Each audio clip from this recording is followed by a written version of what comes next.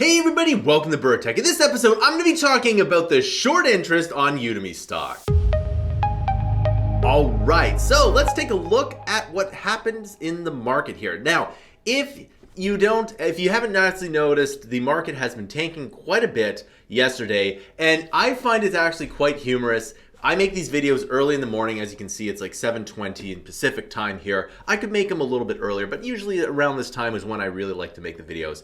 So around this time, usually there's a lot of stuff that happens, and then when I stop the video, a lot of interesting price action tends to happen after that. But nevertheless, yesterday was not a good day, and the reason for that is that Jerome Powell said that inflation is moving too fast compared to wages, and the market did not like that. Now, as we've talked about before, if Udemy goes down because the market is going down, that's not necessarily because Udemy is a bad product, but it's because of just the market itself, right? So as you can see, it's down 7% today. And if we take a look over the 5 days here, it's down 20%. And if we go over, from IPO price, 24%, from the opening price, 20%, and from roughly the all-time high, about 30%. All right, so it's quite a bit down here. And as you can see, it's, going down. And that's, again, if I kind of just open these up here, probably you'll see something similar. This is going down. And then the NASDAQ, again, is going down here, right? I mean, that's not a terrible amount, but it is down nevertheless, right? So it's not just everything here. Let's take a look at the candlestick patterns here. So I have the 5-hour here, and the 5-hour is not looking good. The day chart, again, that's pretty bad. I think we've gotten into all-time lows today. And then the weekly chart, again, those are pretty big red candles. And then the monthly chart, we'll see what it is here. Now, the 15-minute chart isn't really that useful. The hour chart is not that useful either, but this 5-hour chart really does have quite a bit of information here. Basically, it's a lot of people are selling. Now, are people selling, or is Udemy being shorted? Well, let's take a look at shortable stocks here. So here's the thing about shortable stocks, right? So this year, with GameStop and AMC, the idea of a short squeeze was what has been kind of moving into like the general public lexicon.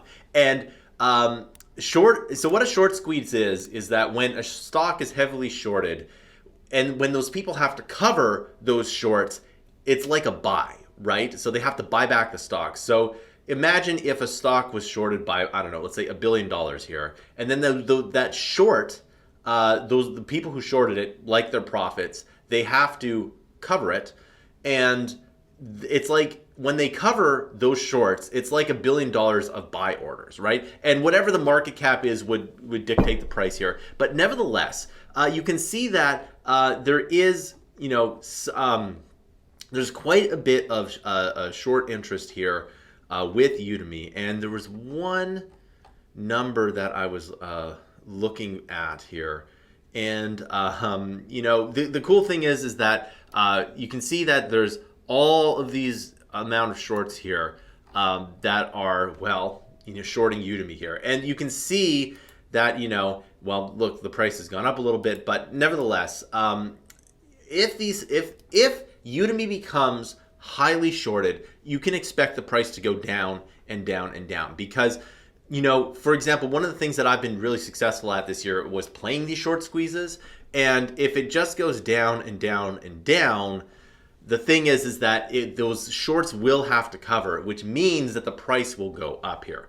So this, Udemy is just like a extremely small stock in a much bigger narrative.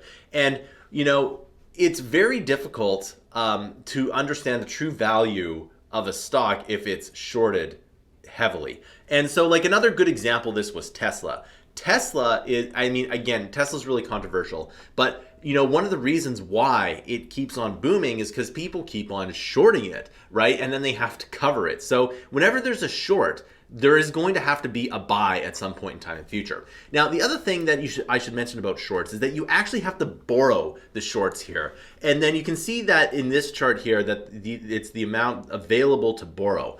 And when you borrow shorts, you have to pay a premium. And depending on the premium, and like you can see that there's like the fee rate here, but you have to actually pay a premium on these shorts. And the longer you hold the shorts, the more premium you have to pay. So let's say if you short a stock here and it does go down, but then kind of stays flat, and what will happen is that, you know, your costs will be the initial, and it will keep on going up just because the fees associated with the short keep going up no matter what. So, you know, shorting's kind of like, well, shorting is a short-term trade. In my opinion, I've done this in the past, and I've actually been burnt by a short squeeze once. You know, and it's a little bit painful, but it does happen occasionally. So the thing is that should you short Udemy? It's very difficult to short. I don't recommend shorting anything just because, you know, right now we're at $22, okay? So if you short it at 22 and it goes up to 44, right, that you lose all your money. But if it goes up again to like 60, you owe the bank money. And that's why shorts are really difficult. One investor put it very aptly that short selling is like the double black diamond of investing. So unless you're a really seasoned investor, I wouldn't recommend shorting it. Now, again, if you are going to play Udemy, I would buy it and then, you know, dollar cost average. Because let's say you put in $2,000 or let's say you put in like, or, you know, $2,000 right now, right? Let's say it goes down to 10, okay? Well, you've lost $1,000. And let's say it goes to 0. The maximum you can lose is like $2,000, right? But if you short this with $2,000, right, and it goes up to like 100, you owe more than $2,000, right? So once you understand that, you'll realize how risky shorting is, and shorting can be like the way that you would short is that you would still dollar cost average. But, you know, if there's a short squeeze, you can get stopped out quite quickly. If you are going to short squeeze, I always recommend using a stop loss, right? And that stop loss can be anywhere between 20, 50%. You definitely want to do that. And, you know, maybe even at 100%. Like your stop loss should absolutely be at 100%. Of the stock. So, you know, if you're short today, then you would just multiply this by 2, which would be like 44.24, right? So that would be your stop loss. That would be your maximum stop loss. But I wouldn't even do that, right? You know, just because you could lose even more money with the fees. So again, shorting isn't really that big. Again, if you're really wanting to play risk, you can do it here. You know, I used to short natural gas, and then there was a short squeeze, which I got burnt on. But you know what? The thing is that, you know, you can short things, and, you know, sometimes if I do short things, it's like a day trade, right? You know, I'll short oil for the day or silver or something. I won't necessarily short something like Apple for the day, right? But, you know, it's like some kind of commodity. That's when I short it. And when I do it, I use like an ETF or ETN, you know, like a double leverage one. Like if I'm going to think that, you know, oil's too high, so I'm going to short it, or silver's too high, I'm going to short it. And usually, like, that's the way I play these shorts.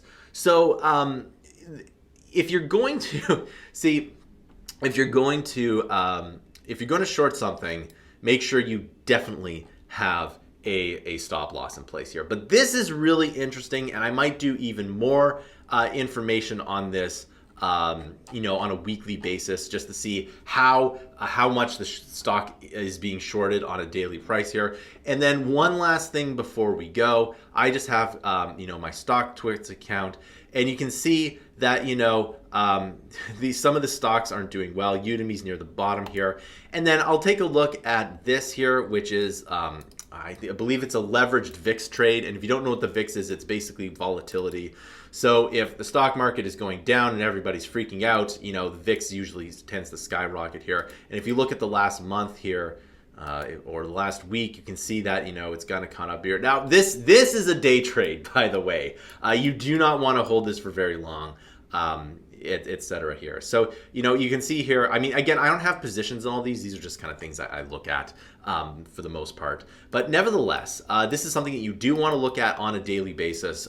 If the VIX is falling here, if this is falling, that means that you're probably going to see a lot more green in a lot of stocks here. Right? And you can see even Udemy is now up a lot more. And then if this is spiking, like I think yesterday, if I were to look at it, you had like a 30% gain in this here. If this is spiking, then everything else is going to definitely go down here, right? And of course, the opposite of this is this one here, and I don't really follow this one just because it's not as leveraged. But you can take a look at this here. You can see that this is up 2%. Well, this is down 6%. So the reason why is because shorting the VIX is like the easiest trade in the world, usually. And I don't do it just because I'm always paranoid that there's going to be some black swan event, but that's just me, right? So when UVIXY is at the bottom, or is at the bottom of whatever it is you're looking at, that means that chances are stocks are going to do well, and I wouldn't play the SVIXY here.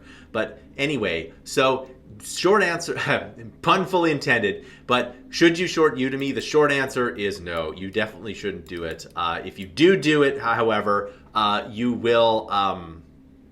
If you do it, however, I would highly recommend that you use a stop loss. Very much recommend that. If you don't know what a stop loss is, basically when your stock hits a certain number, you'll exit the trade. And every day when I day trade, I set a 3% stop loss.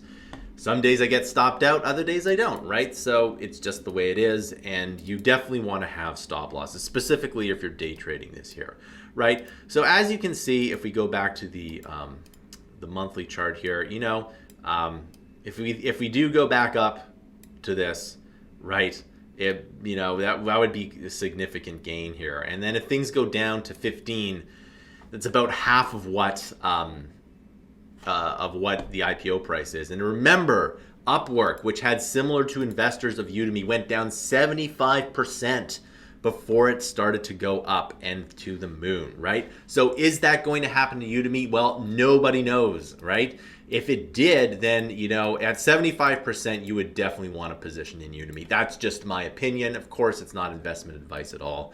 But if Udemy went down 75% from the IPO price, which is, let's say $29 times 0.25, which is 75% down, is $7.25. So anything below 8 would probably be a buy. And if it went down even more than that, like 80%, so let's try that, 29 times 0.2. So anything below 6 would definitely be a buy. And then I'd probably buy more if it went down below 5. But that is a long way here, and I don't think that's going to happen. Because remember, Udemy does have a good product. However, they are not utilizing the number one thing that they really should be utilizing, which is the marketplace. Taking cues from leaders in that area, like Steam and the App Store, and separating it completely from UFB, right? So I think that if they did that, their stock would be a lot better, and the e-learning industry would be a lot better. This comes from someone who's been on Udemy for more than 10 years. Well, actually 10 years this year, and more than 10 years at the end of the year, technically, and who's been in the trenches, right? So that concludes this video. I want to know your thoughts on Udemy stock and e-learning in general, and I want to know your thoughts on short interest. Have you ever done it? What do you think about that? All right, that concludes this video. Thanks for watching, and I'll see you in another video.